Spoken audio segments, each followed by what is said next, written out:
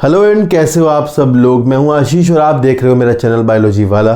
मैं आपके लिए लेकर के आया हूं एक वीडियो सीरीज जो कि आपकी नीट 2025 को टारगेट करके बनाई जा रही है। इसमें मैं आपको बायोलॉजी को एनसीईआरटी से पढ़ाऊंगा, आपको कंसेप्ट दूंगा। यहाँ पर आपको ऐसा नहीं होगा कि यूट्यूब पे जैसे आप पढ़ते हो बस ये बताया जा रहा है कि ये मार्क कर लो, ये मार्क कर लो, ये मार्क कर लो। मैं आपको वैसा पढ़ाऊंगा जैसा कि कोई आपको कोचिंग में पढ़ा रहा होगा। वर्ड टू वर्ड, एक एक लाइन का मतलब, हर चीज़ का कॉन्सेप्ट, हर एक कॉन्सेप्ट 11th क्लास की बुक हो चाहे 12th क्लास की बुक हो, दोनों का ही मैं कंसेप्चुअल आपको चीज़ें दूंगा। आपको इसे पढ़ने के बाद मैं इस बात की गारंटी देता हूँ, जिन्होंने ये वीडियो शुरू की होगी आज देखनी, उनको मैं गारंटी देता हूँ अगर वो इस वीडियो सीरीज़ को फॉलो करेंगे तो आपको लिख के देता हूँ कि आप भारत में कहीं से भी हों और किसी से भी पढ़ रहे हो और कैसा भी पढ़ा हो, आपको ये बहुत ही ज़्यादा इम्पोर्टेंट रहेगा। मतलब आपकी ज़िंदगी में इसके मायने होंगे अगर आपने इसे ध्यान से देखा। आपको एक एक वर्ड, एक एक बात, कहाँ से नीट, कहाँ से एनटीए, कहाँ से सीबीएसई क्वेश्चन पूछता है, इस किताब से कैसे कैसे क्वेश्चन बन सकते हैं, ये सब मैं आपको पढ़ाने जा रहा हूँ। आज हमारी इस सीरीज़ की पहली वीडियो है। साथ ही साथ 11th की भी और 12th की भी दोनों वीडियो लगातार आपको चैनल पर मिलती रहेंगी। क्वेश्चन सीरीज़ की भी मैं आपको वीडियो लगातार बना करके दूंगा। आप बिलीव करके बैठिएगा कि अगर आपने वीडियो शुरू की है तो आपका सिलेक्शन गारंटी से होगा। अगर आपने इस वीडियो को बार बार देखा, एक दो बार देखोगे तो चीज़ें समझ में आएंगी क्या पढ़ाया जा रहा है। अगर कोई बोर्ड का सीबीएसई का बच्चा इसको देख रहा है तो वो इसको पढ़ के बोर्ड दे दे, फुल मार्क्स उसके आने वाले हैं, क्योंकि बोर्ड हो चाहे नीट हो दोनों ही एनसीईआरटी से पूछते हैं। मैं आपको एक बात क्लियर कर देता हूँ कि यहाँ यूट्यूब पर आप देखते होंगे लोग बताते हैं कि एनसीईआरटी पढ़ो, एनसीईआरटी पढ़ो, एनसीईआरटी से आएगा, एनसीईआरटी से आएगा। कैसे आएगा? और आपने देखा होगा यूट्यूब पर लोगों ने पढ़ाया भी बहुत है, तो फिर भी लोग कोचिंग क्यों जा रहे हैं? कोचिंग जाने की ज़रूरत क्यों पड़ती है? कोचिंग में क्या है फिर ऐसा जो यहाँ नहीं बताया जा रहा है? वो छुपाते क्या हैं आपसे? इसका मतलब तो कुछ चीज़ें इसमें से छुपा लेते होंगे पढ़ाते हुए। तो हम इसमें से कुछ नहीं छुपाएंगे, क्योंकि हमें ऐसी कोई टेंशन नहीं है कि अगर यहाँ सारा पढ़ा दिया तो कोचिंग में क्या पढ़ाएंगे। ठीक है ना? तो करते हैं शुरू आज की इस वीडियो को, जो कि 12th क्लास के पहले चैप्टर, आज की तारीख में जो पहला चैप्टर बन गया है, sexual reproduction in flowering plant, angiosperms की बात यहाँ पर हो रही है, उसका हम शुरू करने जा रहे हैं। चलिए शुरू करते हैं। आप देख रहे होंगे यहाँ लिखा है sexual reproduction in flowering plant. सबसे पहले हम एक फ्लावर के बारे में बात करते हैं। टिपिकल फ्लावर है जो कि एनसीईआरटी में दिया गया डायग्राम है, उसी को ध्यान में रखकर देखेंगे। यहाँ लिखा है human beings have had an intimate relationship with flowers since time immemorial. Flowers are the objects of aesthetic, ornamental, social, religious and cultural value. They have always been used as a symbol of conveying important human feelings such as love, affection, happiness, grief, mourning, etc. List at least 5 flowers of ornamental value that are commonly cultivated at homes and in gardens. तो आप कुछ फूलों के नाम जो आपके garden में उगाए जाते हैं, रोज है ना, हिबिस्कस है, पेट्यूनिया है, इस तरह के आपको पता ही है। फिर लिखा है कि and use in social and cultural celebration in your family. Have you heard of floriculture? यहाँ से क्वेश्चन है फ्लोरिकल्चर क्या है। फ्लोरिकल्चर जो कि आपके फूल जो लगाते हैं, मतलब फूल लगाने वाला जो कार्यक्रम है सारा, वो आपका मतलब जो गार्डनर करते हैं, दैट इज़ द फ्लोरिकल्चर। तो यहाँ पर एक फ्लावर की आपको डायग्राम दिया गया है, इसी को देखते हैं एक बार, या फिर मैं एक डायग्राम आपको ड्रॉ करके दिखाता हूँ कि फ्लावर में क्या क्या होता है। देखो यहाँ पर आपको, अगर आप एक टिपिकल फ्लावर देख रहे हो तो आपको मिलेगी, टिपिकल फ्लावर में 4 वर्ड होते हैं, 4 वर्ड्स, जिनमें से सबसे अंदर का जो वर्ड होता है, inner to outer, outer to inner, आपको पता होना चाहिए। सबसे अंदर के वर्ड में जो आपको मिलेगा वो मिलेगा स्टिग्मा, स्टाइल, ओवरी। इन तीनों को कलेक्टिवली हम कहते हैं कार्पल या फिर पिस्टल। ठीक है ना? इसके बाद यहां आपको इसके बाहर वाला वर्ड, मतलब इस वर्ड में कार्पल मिलेंगे, सबसे अंदर वाले वर्ड में कार्पल मिलेंगे। कार्पल के बाहर वाला जो वर्ड होगा उसमें आपको मिलेंगे एंथर, ये आपका है एंथर। और इसका फिलामेंट, इन दोनों को कहते हैं स्टैमन। तो उसके बाहर वाले वर्ड में मिलेंगे आपको स्टैमन्स। इसके बाहर जाओगे तो आपको मिलेंगे पेटल्स, और उसके बाहर जाओगे तो आपको मिलेंगे सेपल्स। तो 4 वर्ड है। सेपल का जो वर्ड है सबसे बाहर वाला, उसे हम कहते हैं कैलिक्स। उसके अंदर वाले को जो पेटल का है उसे कहते हैं करोला। उसके अंदर वाला एंड्रोइशियम, उसके अंदर वाला गायनेशियम। तो एक टिपिकल फ्लावर में 4 वर्ड होते हैं, जिनमें से कैलिक्स, कोरोला, एंड्रोशियम और गायनेशियम। 2 वर्ड जो आपके अंदर वाले हैं ये रिप्रोडक्शन में भाग लेंगे, और बाहर जो है ये एसेसरी है और ये नेसेसरी है। ये दोनों इस चैप्टर में एंड्रोशियम और गायनेशियम दोनों की बात चलने वाली है, ठीक है ना। तो अभी हम मेन जो हमारा फोकस रहेगा चैप्टर में एंड्रोशियम और गायनेशियम पर रहेगा, उसमें भी हम कार्पल और एंथर पर काम करने वाले हैं। तो अब देखते हैं टिपिकल फ्लावर के बारे में, ठीक है ना। थोड़ा सा और देखो, ये आपका थैलेमस है, यहाँ से क्वेश्चन बन जाता है, एक बना हुआ था सवाल। या फिर इसे अगर ये फ्लैटेंड होता है तो इसे रिसेप्टिकल कहते हैं, फ्लैटेंड को, ठीक है ना। जैसे आपको गेंदा का जो फ्लावर होता है वो उसमें आपको ये मिल जाएगा फ्लैटेंड वाला। ये एडवांस कंडीशन है आजकल, मतलब अगर ये फ्लैटेंड है, रिसेप्टिकल है, तो ये थोड़ा एडवांस है, ठीक है ना, ये ध्यान रखना। अब आप एक बात और सुन लो जो यहाँ से क्वेश्चन बन सकता है कि ये जो पार्ट है ये स्टेम का पार्ट है, स्टेम है ना, स्टेम का पार्ट है। स्टेम में आपको एक खास चीज़ पता होगी, स्टेम में आपको पता है क्या होता है। स्टेम के अंदर होती हैं आपकी नोड्स, ठीक है ना। स्टेम के अंदर क्या होती है, नोड्स। तो जैसे ये नोड्स, इसके ऊपर नोड्स होंगी, और नोड से ही फ्लोरल पार्ट निकलते हैं, आपको पता है।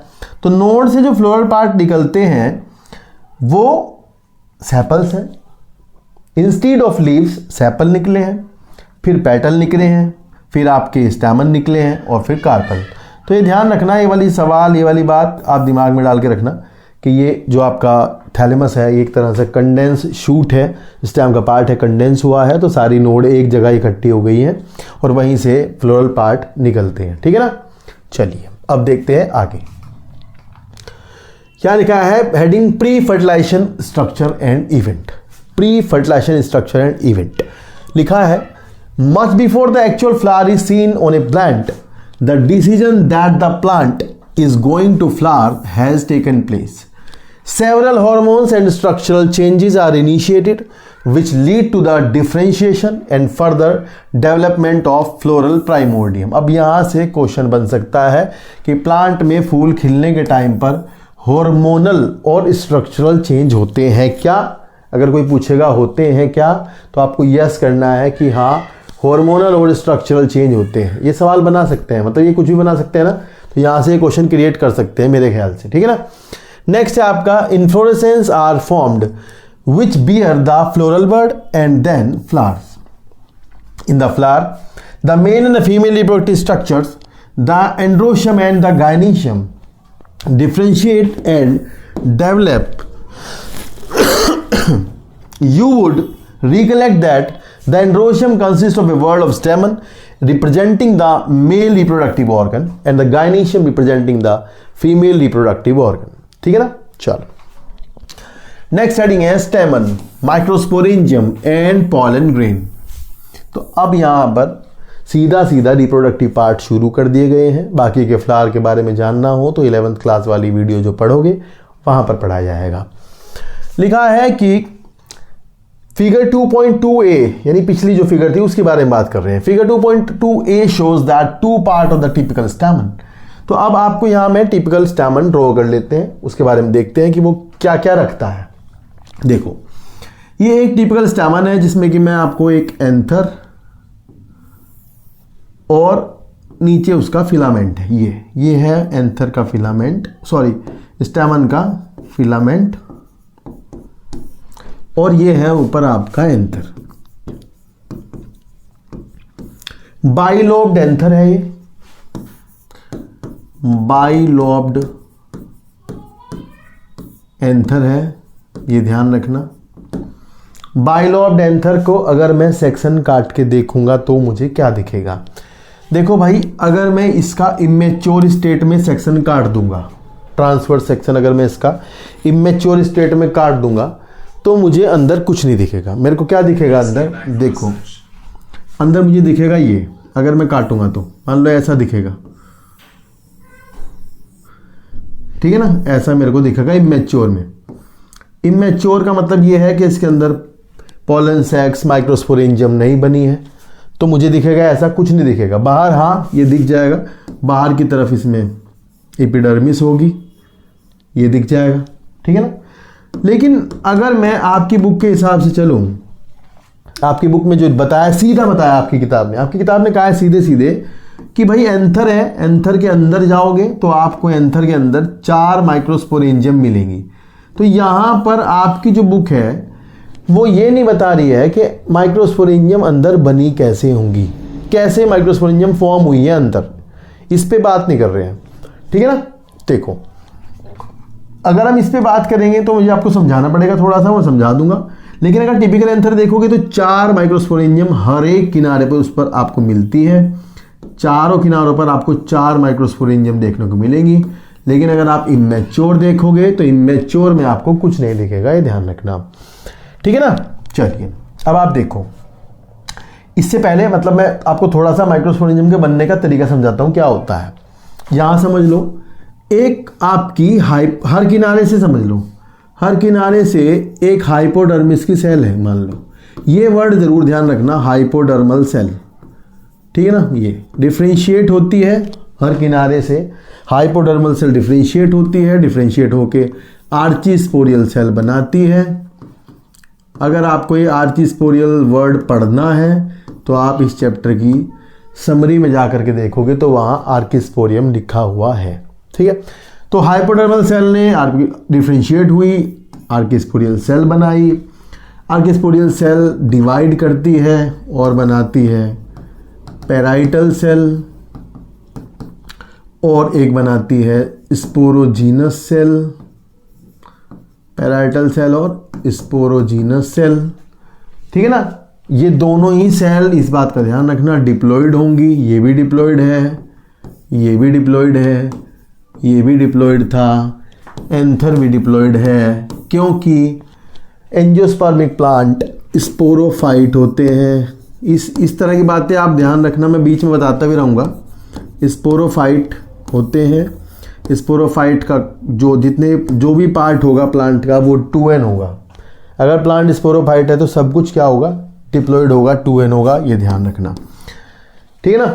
और अभी आपकी जो पैराइटल सेल है, ये पैराइटल सेल आपकी डिवाइड करेगी, और जो आर्चिस्पोरियम है आपकी, जो आपकी माइक्रोस्पोरेंजियम है, उसकी जो लाइनिंग है ना, कवरिंग, ठीक है ना, जो आप पढ़ते हो, बाहर एंडोथीशियम, उसके अंदर बाहर मिडल लेयर्स, उसके बाद टैपेटम, वो लेयर्स का जो फॉर्मेशन हुआ है ना, वो इसने किया है, पैराइटल सेल ने मल्टीपल डिवीजन किए।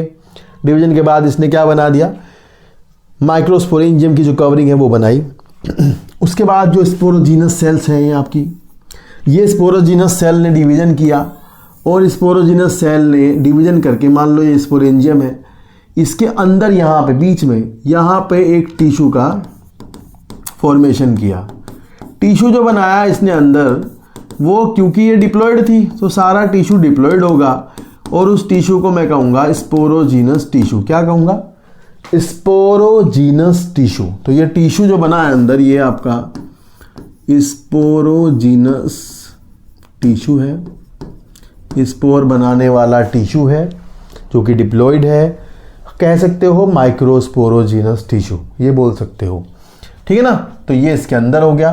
तो ऐसी 4 माइक्रोस्पोरेंजियम जिनमें लेयर्स हैं, बाहर एंडोथीशियम है, उसके बाद मिडल लेयर्स हैं, टैपेटम है, अंदर भरा हुआ है स्पोरोजीनस टिश्यू, जो कि स्पोरोजीनस सेल ने बनाया है, इस वाली ने, ठीक है ना, इसने बनाया।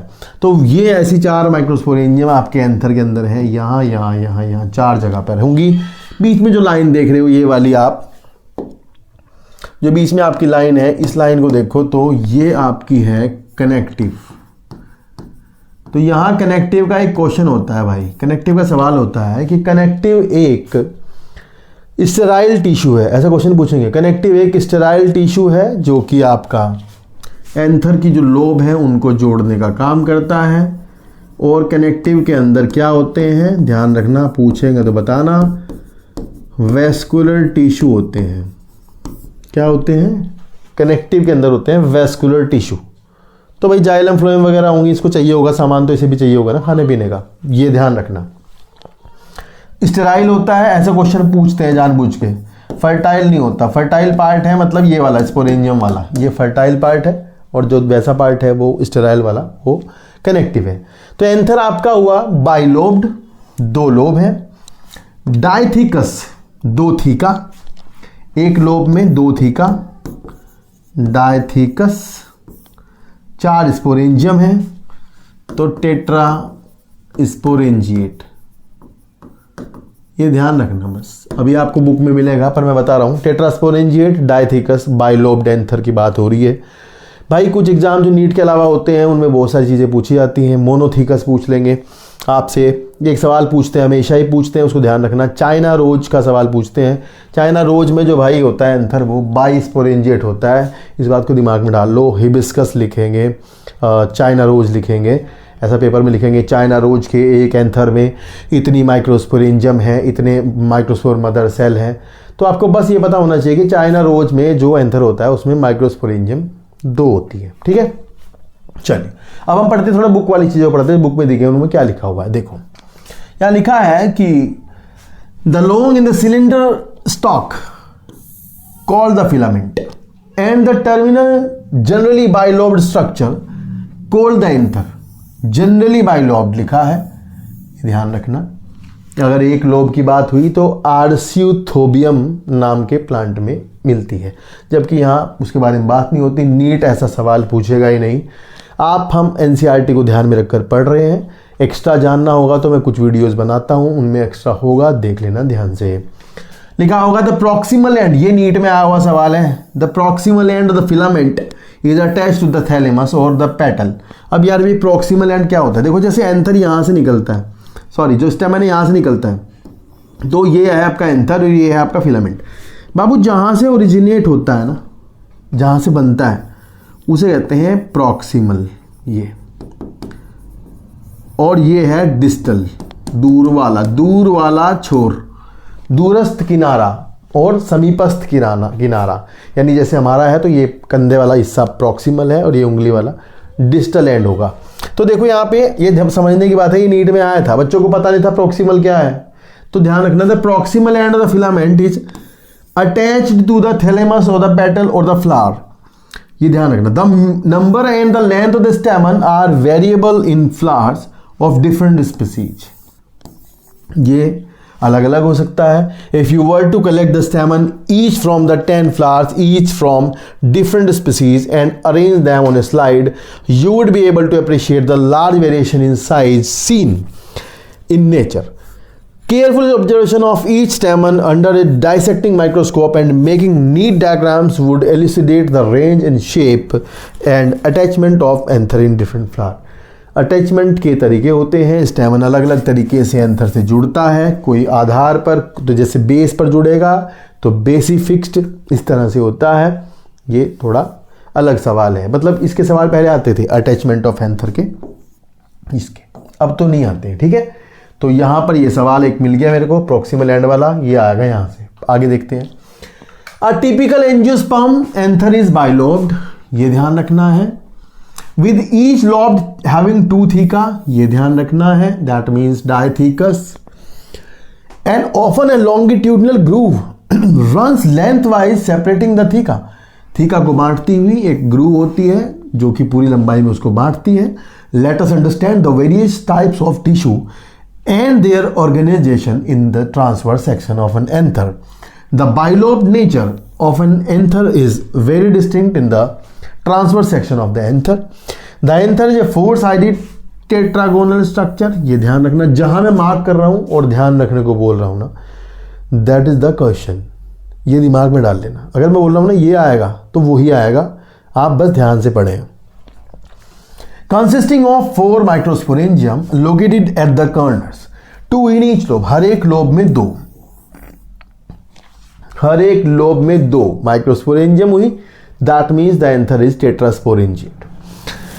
The microsporangia develop further and become pollen sacs. अब भाई देखो, ये कॉन्सेप्ट है कि वो पोलन सैक क्यों कहलाती है, मैं बताता चलूं। माइक्रोस्पोरेंजियम के अंदर होगी microspore mother cells, they will divide two form microspores, microspore further बनेंगे पोलन ग्रेन्स, तो इसलिए माइक्रोस्पोरेंजियम फर्दर भविष्य में बन जाएंगी पोलन सैक। क्या बन जाएंगी? Pollen sac. तो ये यहां लिख दी इन्होंने लाइन, आप ध्यान से यहीं से मार्क कर लो। The microsporangium develop further and become the pollen sac. Microsporangium develop होकर क्या बना देंगी? पोलन सैक बना देंगी। They extend longitudinally all through the length of an anther and are packed with pollen grains। तो उसमें आपको बाद में, जैसे मान लो ये आपका एंथर है, इधर वाले हम एक लोब बना रहे हैं, तो ये आपके अगर माइक्रोस्पोरेंजियम है तो ये भी होगी आपकी। तो इसके अंदर आपको मैं बता दूं, पूरे के अंदर इसके यहाँ पे pollen grain pollen grain pollen grain pollen grain pollen grain भर जाएंगे। तो पूरी लंबाई में जितना लंबा आपका एंथर होगा, मतलब तो उसमें पूरे में ट्यूब जैसी बनेगी, तो उसके अंदर आपका भरा होगा क्या? Pollen grain. तो उसे हम कहेंगे फिर पोलन सैक। ठीक है ना, ये बस बात है कि उसको हम बाद में क्या बोलेंगे? पोलन सैक बोलेंगे। चलिए, structure of microsporangium in A transverse section, a typical microsporangium appears near circular in outline. ये यहां से ध्यान रखना है, क्वेश्चन बनेगा, नीट इसको अपने पेपर में ओवल लिख देगा, कुछ भरोसा नहीं, पता नहीं क्या लिख देगा। तो आपको ध्यान रखना होगा कि भाई वो सर्कुलर बोल रहा है तो सर्कुलर ही होगा। ठीक है ना, यही ध्यान रखना है as it is. It is generally surrounded by 4 wall layers. Generally 4 wall layer से ये सराउंडेड होता है, इस बात को ध्यान रखेंगे। एंड जैसे कि आउटर टू इनर की बात हो रही है, ध्यान रखना, सबसे बाहर की तरफ है epidermis, endothecium, middle layers, layers लिखा है, लेयर नहीं लिखा है, and the tapetum. The outer 3 walls layer, ये क्वेश्चन है बोर्ड का, नीट का, हर जगह पूछते हैं इसको। The outer 3 wall layers perform the function of protection. ये सवाल आएगा, 3 लेयर क्या करती हैं? प्रोटेक्शन का फंक्शन करती हैं, प्रोटेक्ट करती हैं। And help in digestion of anther, anther के खुलने में, एंथर जो फटता है, खुलता है, जहां से खुलता है उस जगह से खुलवाने में मदद करती हैं। भाई ये ध्यान रखना, इंपॉर्टेंट है यार ये बात, ये वाली, कि प्रोटेक्शन करती हैं और डाइजेशन में, एंथर में मदद करती हैं। The inner most wall layer is the tapetum. Right, tapetum तो भैया देखो, टैपेटम इंपॉर्टेंट है, टैपेटम के सवाल जायज बनते हैं। तो जैसे मान लो ये सबसे अंदर वाली लेयर है, ये है टैपेटम। ठीक है, मान लो हम अंदर वाली लेयर की बात करें, ये टैपेटम है, तो एक सवाल तो इसका ये लिखा है कि भाई टैपेटम जो है वो बाई न्यूक्लिएट है, कई जगह पर मल्टी न्यूक्लिएटेड लिखा हुआ है, तो ध्यान रखना। जैसे यहाँ तो बाई न्यूक्लिएट लिखा है और कई जगह पर लिखा होगा मल्टी न्यूक्लिएटेड, तो वो ध्यान रखना, एक ही बात है। कैसे बनी होंगी ये? तो एंडोमाइटोसिस हुआ होगा तो ये बनी होंगी, न्यूक्लियस डिवीजन हुआ होगा, साइटोकाइनेसिस नहीं हुई होगी तो ये बनी होगी।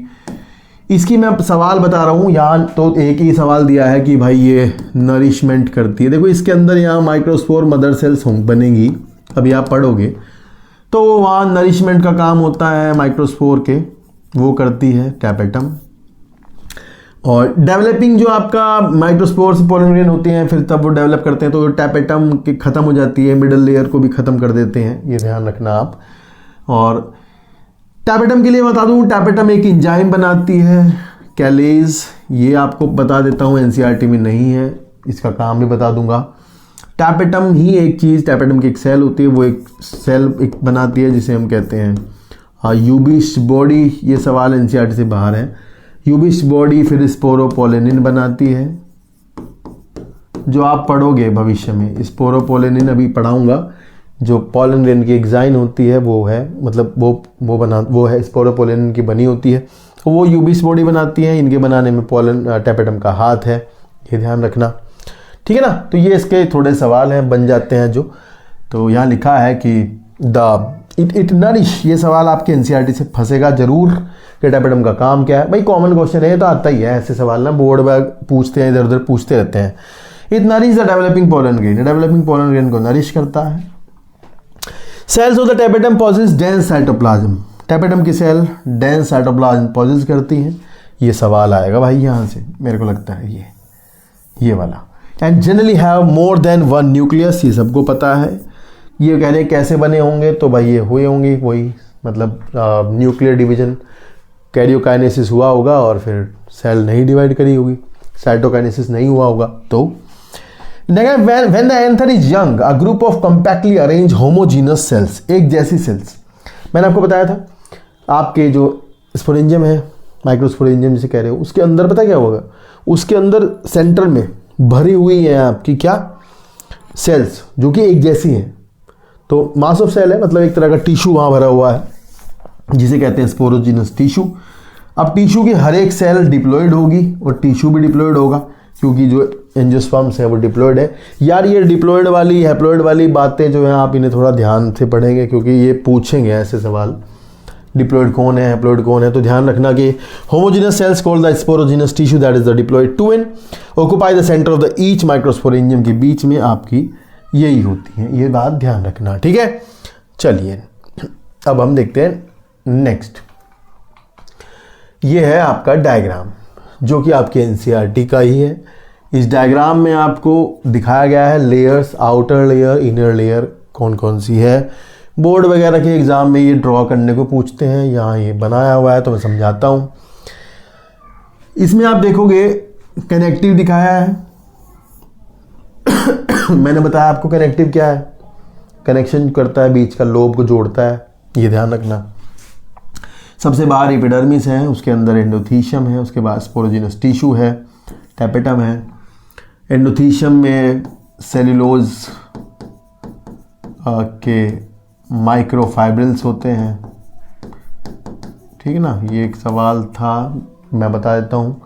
और यहाँ से एंथर आपका खुलता है, देखो यहाँ से एंथर खुलता है, यहाँ पतली होती है लेयर्स, इसे कहते हैं stomium.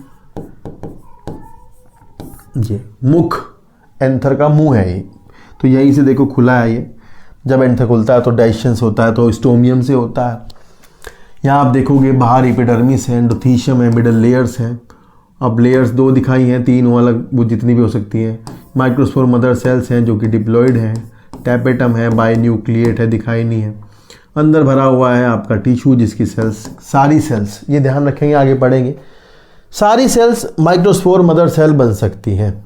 Each and every cell of the microsporangium could be a microspore mother cell, ठीक है ना, ये ध्यान रखना। जबकि फीमेल वाले पार्ट में आप पढ़ोगे ऐसा नहीं होता, यहाँ होता है ऐसा, ठीक है ना। तो ये आपको एक एंथर दिखाया हुआ है जिसमें आप भरे हैं पॉलन ग्रेन्स, यानी कि एंथर अब मैच्योर हो गया है, पॉलन ग्रेन बन गए हैं इसके अंदर, और एंथर खुल भी गया है, डाइजेशन हो गई है, ठीक है ना। चलिए नेक्स्ट देखते हैं। नेक्स्ट लिखा है माइक्रोस्पोरोजेनेसिस। देखो भाई मैं बता दूं आपको, ये है आपकी माइक्रोस्पोरेंजियम।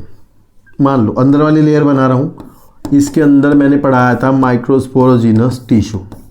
क्या पढ़ाया था? माइक्रोस्पोरोजिनस टिश्यू, ठीक है ना। अब टिश्यू की सेल आपस में जुड़ी हुई होंगी, वो टैपेटम का महान एंजाइम कैलेज बनता है, वो इनको अलग कर देगा, क्योंकि ये कैलोज नाम के कार्बोहाइड्रेट से जुड़ी होती हैं। कैलोज बीटा 1,3 ग्लूकेन होता है, ठीक है ना। ये फालतू सवाल है, बस बता दे रहा हूँ, कोई अगर टीजीटी वगैरह का कोई बंदा इस वीडियो को देख रहा होगा तो उसके काम आएगा। कैलेज से अलग होगी, तो अब ये डिप्लॉयड सेल है जो कि आपकी है माइक्रोस्पोर मदर सेल। कलर पीला ले लेते हैं सुंदर सा। तो भाई माइक्रोस्पोर मदर सेल डिवाइड करेगी, क्या करेगी? मियोसिस। अब कुछ बच्चे होते हैं जिनको मियोसिस नहीं समझ में आता। भाई मियोसिस एक दो पार्ट में पूरा होता है, मियोसिस 1, मियोसिस 2, 11th में पढ़ाऊंगा भी। मियोसिस 1, मियोसिस 2 दोनों हो गई हैं, ठीक है। ये ना सोचना, आधे बच्चे सोचते हैं ऐसा 2 बार मियोसिस हुई होगी, ऐसा नहीं होता, एक ही बार मियोसिस होती है, उसमें 1, 2 दोनों होती है। और उसमें एक डिप्लॉयड सेल जो होती है, डिप्लॉयड का मतलब जिन्हें नहीं पता है, हाँ वो बता दूं, आधों को पता नहीं होता है।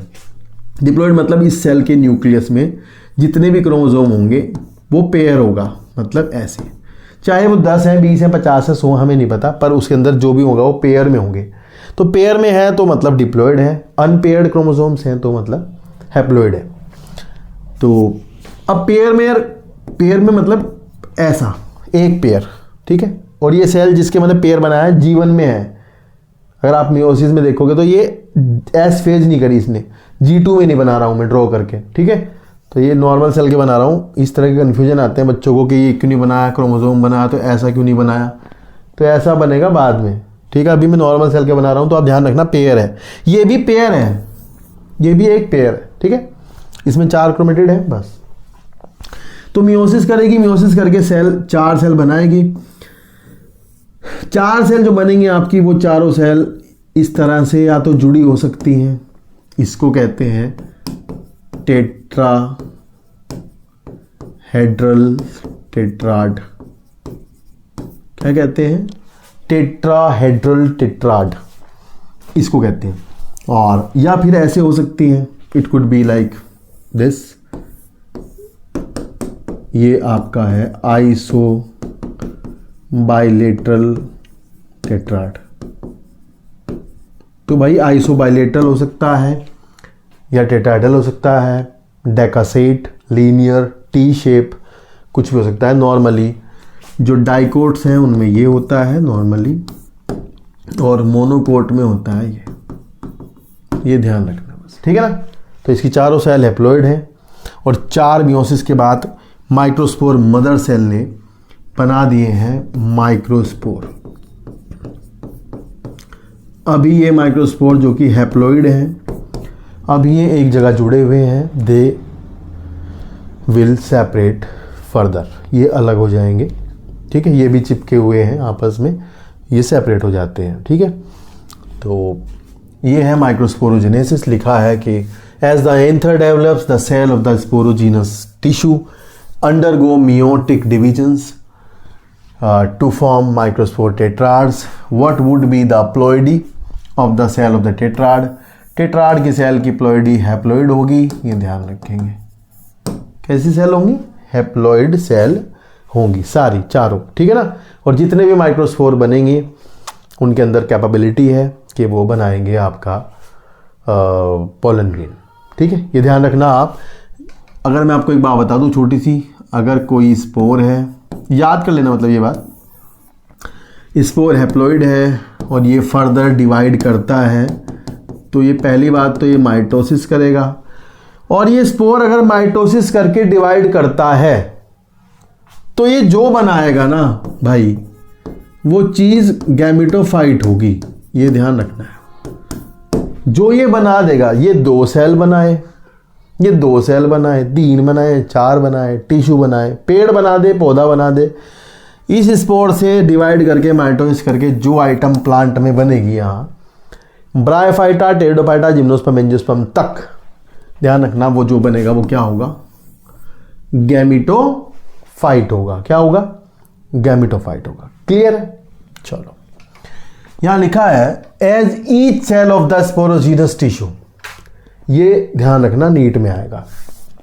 ईच सेल, हर एक cell of the sporogenous tissue is capable of giving rise to a microspore tetrad. Each one is a potential pollen or microspore mother cell. The process of formation of microspores from a pollen mother cell or microspore mother cell, you can say, through meiosis is called as microsporogenesis. क्या कहते हैं इसको? Microsporogenesis कहते हैं। The microspores as they are formed are arranged in a cluster of 4 cells.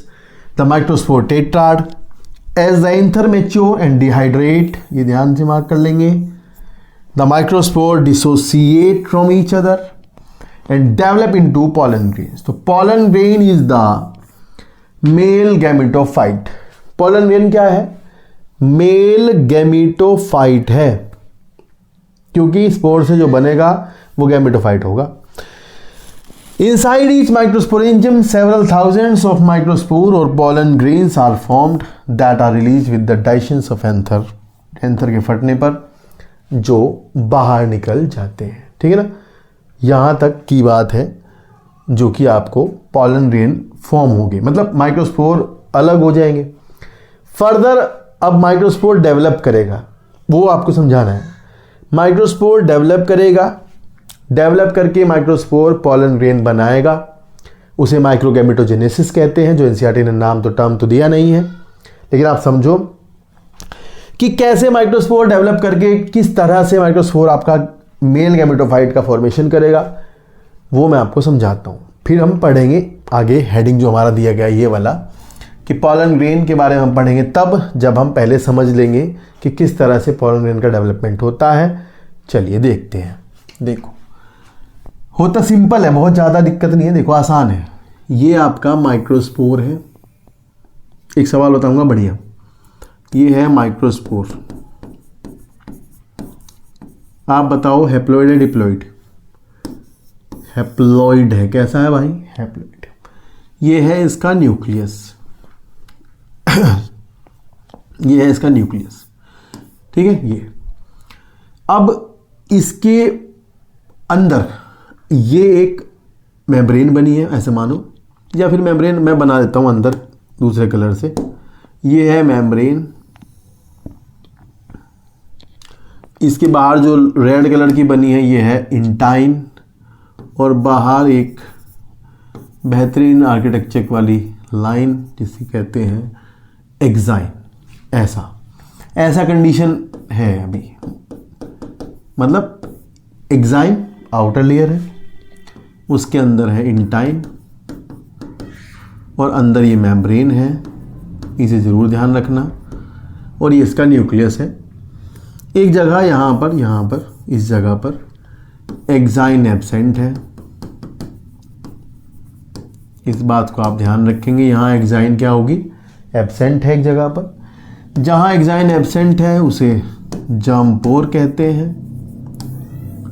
Germ पोर से ये develop करेगा, मतलब जब ये स्टिग्मा पर जाएगा जर्मिनेट करेगा तो जर्म पोर से करेगा। अगर 3 जर्म पोर हैं तो बोलते हैं ट्राइकोलपेट, अगर 2 जर्म पोर हैं तो डाइकोलपेट या बाइकोलपेट, ठीक है ये। और मोनोकोट में बोलते हैं कि वहां जर्मिनल फरो होती है, ऐसा, ठीक है। तो ये अब आपका जो इसका न्यूक्लियस है, ये जो अंदर आप देख रहे हो ये वाला, यहाँ जो इसका न्यूक्लियस है भाई, ये आपका न्यूक्लियस जो है ये करेगा माइटोसिस। क्या करेगा? माइटोसिस करेगा। और कंडीशन ये हो जाएगी कि ये एक न्यूक्लियस ये और एक और न्यूक्लियस बन जाएगा इसके अंदर, ऐसे, ठीक है। 2 न्यूक्लियस बन गए इसके अंदर, माइटोसिस करी माइक्रोस्पोर ने और 2 न्यूक्लियस बना लिए। फिर ये जो दूसरा न्यूक्लियस है छोटे वाला, ये आपका क्या करेगा? ये ऐसे थोड़ा सा साइटोप्लाज्म लेगा और इसके अंदर ही एक सेल डेवलप करनी शुरू करेगा, ठीक है। इसके चारों तरफ लेयर बन जाएगी, वॉल बन जाएगी, और ये एक सेल बनाने की कोशिश कर रहा है। तो मतलब अभी इसके बाद फाइनली ये क्या करेगा? इसके बाद ये एक सेल बना लेगा जो कि आपकी है, मान लो ये एक सेल इसने बना ली, ये इसका न्यूक्लियस है और ये है आपका इसका न्यूक्लियस, ठीक है, ऐसा। तो जो अंदर सेल बनाई है ना इसने, ये इसको कहते हैं जनरेटिव सेल। क्या कहते हैं? Generative cell. और ये है आपका, अब ये बड़े वाली सेल को बोलते हैं वेजिटेटिव सेल। तो ये इसका न्यूक्लियस है, वेजिटेटिव न्यूक्लियस। बाहर सेल जो ये है आपकी, ये है वेजिटेटिव सेल, ठीक है ना। यहां इसका साइटोप्लाज्म होगा बीच में। ये जनरेटिव सेल भी हैप्लॉइड है और वेजिटेटिव सेल भी कैसी है? हैप्लॉइड है। अब ये कंडीशन जो बन गई है, ये बन गई है सेल विद इन सेल, यानी सेल के अंदर सेल, सेल के अंदर सेल। ये सवाल आया, इनमें से क्या structure cell within cell है? तो ये है, ठीक है ना। ये क्या है? अब देखो, मैंने कहा था अगर स्पोर एक सेल से 2 हो जाता है, 2 से 3 4 जितनी भी हो जाए, स्पोर अगर डिवाइड करता है तो जो स्ट्रक्चर बनेगी वो गैमेटोफाइट होगी। यहां हम इसे कहते हैं मेल गैमेटोफाइट। मेल गैमेटोफाइट, वो भी इमैच्योर। कैसा? इमैच्योर। क्यों? क्योंकि ये जो जनरेटिव सेल है ये भी फर्दर माइटोसिस करने वाली है। अब ये फर्दर माइटोसिस करेगी आगे। तो किताब में लिखा आपकी कि 60% प्लांट तो ऐसे होते हैं जिनमें ये पॉलन ग्रेन यानी मेल गैमेटोफाइट यहां से निकलेगा एंथर से और जाएगा स्टिग्मा पर, वहां जाकर के पॉलन ट्यूब बनाएगा। तब पॉलन ट्यूब जब बनेगी तब ये जनरेटिव सेल डिवाइड करेगी और 2 मेल गैमेट बनाएगी। बाकी 40% प्लांट में ये जनरेटिव सेल डिवाइड करती है इसके अंदर ही रहते हुए, मतलब ये एंथर के अंदर रहते हुए डिवाइड करती है और एंथर के अंदर डिवाइड करके ये 2 मेल गैमेट पहले ही बना लेती है। मतलब या तो ये पहले से 2 मेल गैमेट बना के चलेगी, सॉरी इसकी जो न्यूक्लियस है ये ऐसा होता है इरेगुलर वॉल, ये ध्यान रखना। मतलब ऐसा इरेगुलर वॉल इसका क्वेश्चन है, ये इरेगुलर वॉल होती है इसकी, अच्छे से वॉल रेगुलर नहीं होती, और 2 मेल गैमेट इसके अंदर बन जाएंगे। तो 40% प्लांट में तो ये पहले ही 3 सेल का हो जाता है, यानी 2 मेल गैमेट और एक बड़े वाली वेजिटेटिव सेल, ये बड़े वाली पूरी, ये 3 सेल हो जाता है। लेकिन 60% प्लांट में ऐसा करता है कि पहले जाएगा स्टिग्मा पर गिरेगा, लैंड होगा, वहाँ ट्यूब बनेगी, ट्यूब में जाकर के फिर ट्यूब में जाकर के ये ध्यान रखना जेनेटिव सेल डिवाइड करेगी और 2 मेल गैमेट बनाएगी। ठीक है ना? तो वो मैं समझाऊंगा फर्दर आपको। तो ये इस तरह से डेवलप होता है आपका क्या, मेल गैमेटोफाइट या पॉलन ग्रेन। ठीक है ना? फिर हम ये पढ़ेंगे अभी एक्साइन जो लेयर है वो स्पोरोपोलेनिन की बनी है। ये क्वेश्चंस हैं, मैं किताब में बताऊंगा आपको कि स्पोरोपोलेनिन की बनी है। इंटाइन जो है वो पैक्टोसेलुलोजिक है, यानी वो पैक्टोसेलुलोजिक है, इसकी पैक्टिन और सेलुलोज की बनी है। स्पोरोपोलेनिन एक रेजिस्टेंट मटेरियल है, कोई एसिड कोई एल्कली सॉल्यूशन उसको ख़त्म नहीं कर सकता है, उसी की वजह से पॉलन ग्रेन फॉसिल की तरह रहते हैं। ये सवाल हम बुक में पढ़ेंगे, मार्क करेंगे। ठीक है ना? तो समझने वाली बात यही थी। अभी हम देखेंगे किताब में क्या दिया है। लिखा है कि the pollen grain represent the male gametophytes if you touch, ये सवाल ध्यान रखना कि पॉलन ग्रेन क्या है, मेल गैमेटोफाइट है। If you touch the open anther of hibiscus any other flower you would find deposition of yellowish powdery pollen grains on your fingers. Sprinkle these grains on a drop of water taken on a glass slide and observe under a microscope. You will really be amazed at the variety of architecture, size, shape, colors, designs seen on the pollen grain. तो जो design है ना भाई, architecture जो है ना वो exine की सबसे बाहर की लेयर होती है टेक्टम, उसका होता है। ये किताब में नहीं है, मैं बता रहा हूँ। एक्साइन में बाहर सबसे बाहर लेयर होती है, एक्साइन में भी लेयर होती है, तो उसमें सबसे बाहर होती है टेक्टम। तो टेक्टम का बना होता है आपका क्या, डिजाइन, ये ध्यान रखना। Pollen grain are generally spherical, सवाल नंबर नेक्स्ट मार्क कर लेंगे। 25 से 50 माइक्रोमीटर, ये मार्क कर लेंगे। In a diameter it has a prominent 2 layered wall, ये मार्क करेंगे। The hard outer layer called the exine, ये मार्क करेंगे। Made up of sporopollenin, mark करेंगे। Which are the most resistant organic material, ये mark करेंगे। और known it can withstand high temperature के साथ ये रह सकता है, एंड स्ट्रॉन्ग एसिड के साथ रह सकता है, एल्कली सॉल्यूशन नहीं खत्म कर सकते इसको, कोई एंजाइम इसे डिग्रेड नहीं कर सकता, is so far known. Pollen grain exine has prominent aperture called जंप पोर। जहां एक्साइन नहीं होती भाई, ध्यान रखना, जो छेद है मतलब जो जंप पोर है ना, वो ना एक्साइन में है, इंटाइन में ना कर देना। तो ध्यान रखना, जंप पोर एक्साइन में होता है, वहां पर नहीं होती, मतलब वो। वेयर स्पोरोपोलेनिन इज एब्सेंट, ये सवाल बनेगा, पक्का सवाल है, मार्क कर लो, आता है पेपर में। Pollen grain are well preserved as a fossil, ये सवाल बोर्ड में आता है क्योंकि इनके ऊपर चढ़ा हुआ है sporopollenin. Because of the presence of sporopollenin the exine exhibit a fascinating array of patterns and design. तो डिजाइन जो है वो किसके हैं, एक्साइन के हैं, ये ध्यान रखना। फिर यहाँ पर ये आपकी किताब का फोटो है भाई, इसमें आपको दिख ही रहा होगा कि ये डिवाइड किया है, एसिमेट्रिक स्पिंडल बनाता है डिवीजन के टाइम पर जब ये माइटोसिस करता है, और 2 सेल बनाएगा, वेजिटेटिव और जनरेटिव। तो जनरेटिव सेल इसके अंदर फ्लोट करती रहती है, जिसकी शेप है स्पिंडल शेप, ये सवाल यहाँ मैं बताऊंगा आपको जो नीट में आते हैं। लिखा है why do you think the exine should be hard, what is the function of जंप पोर। जंप पोर से क्या होगा, जर्मिनेशन होगा, आपका पोलन ग्रेन जर्मिनेट करेगा, ट्यूब बनाएगा। The inner wall of the pollen grain is called the intine. सवाल है इंटाइन किसकी बनी है, तो इंटाइन जो है वो आपकी बनी है सेल्यूलोज की, ये ध्यान रखेंगे। किसकी बनी है, सेल्यूलोज की। और आपका दूसरा क्या है, पैक्टिन की। The cytoplasm of pollen grain is surrounded by a plasma membrane, ये ध्यान रखेंगे।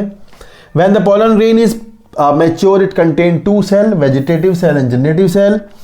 यहां से बोर्ड में सवाल आता है कि जेनेटिव सेल और वेजिटेटिव सेल में डिफरेंस बताइए। तो vegetative cell has bigger has abundant reserve food material, large, ये मार्क कर लेना जरूर, इरेगुलर वाला वर्ड, ये इरेगुलरली शेप न्यूक्लियस, ये मार्क कर लेना।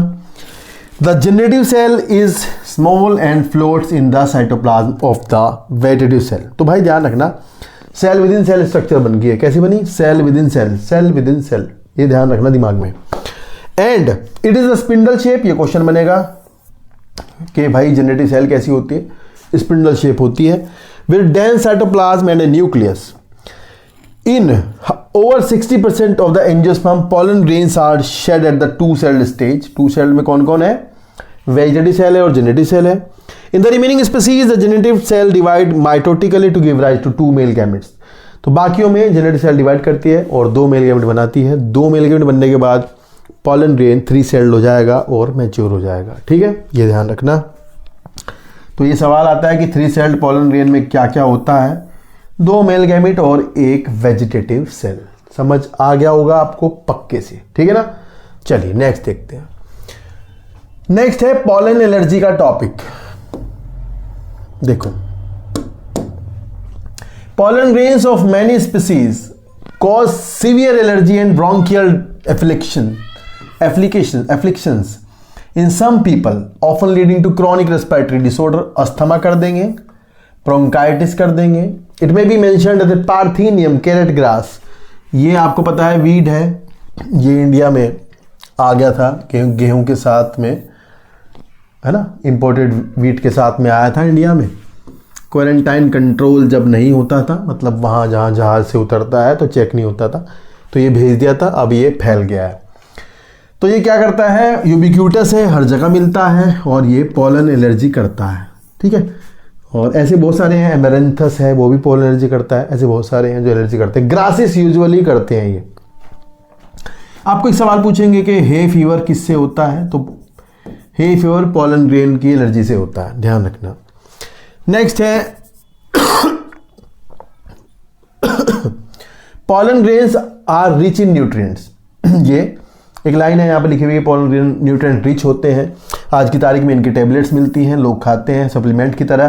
वेस्टर्न कंट्रीज में large number of pollen products in the form of tablet and syrups are available in the market. Pollen consumption, ये लाइन लास्ट वाली नीट में आएगी, मार्क कर लो। Pollen consumption has been claim to increase the performance of athletes and race horses. ये वाली line mark कर लेना, नीट में आ सकती है, पूछ लेगा कोई ना कोई के रेस हॉर्सेस को खाने के लिए क्या देते हैं, मतलब ये सप्लीमेंट की तरह तो पोलन टैबलेट्स दी जाती हैं। ठीक है ना। नेक्स्ट सवाल है, बस नेक्स्ट टॉपिक जो है इसका मेल वाले पार्ट का, वो है आपका पोलन की viability. Pollen grain after shedding कब तक वायबल रहते हैं, कितने टाइम तक, ठीक है, ये समझो। देखो, when once they are shed, pollen grain have to land on the stigma before they lose viability. That means pollen tube बना सकते हो, ऐसा ना हो कि pollen tube बनाना ही खत्म हो गया, मतलब वो खत्म हो गया, ऐसा नहीं हो सकता। ऐसा हो कि वो आए और मतलब viable रहे, that means they can germinate. If they have to bring about fertilization, how long sorry, do you think the pollen grains retain viability? The period for which pollen grains remain viable is highly variable and so some extent depend on the species. जैसे कि wheat में और rice में, इन दोनों को mark करो, इनमें pollen grain 30 minute viable रहते हैं कुल, लेकिन 3 फैमिली के नाम लिखे, तीनों याद करनी है आपको। रोजेसी, लेग्यूमिनेसी और सोलेनेसी इनमें महीनों तक वायबल रहते हैं। आपको तीनों फैमिली पूछी जाएंगी, मार्क कर लो, नीट में पक्का पूछते हैं यहाँ से। इनमें महीनों तक 4 months, ठीक है ना। और आजकल आपने देखा होगा कि हम क्रायो प्रिजर्वेशन कर सकते हैं लिक्विड नाइट्रोजन पर -196 डिग्री सेल्सियस पर ले जा करके।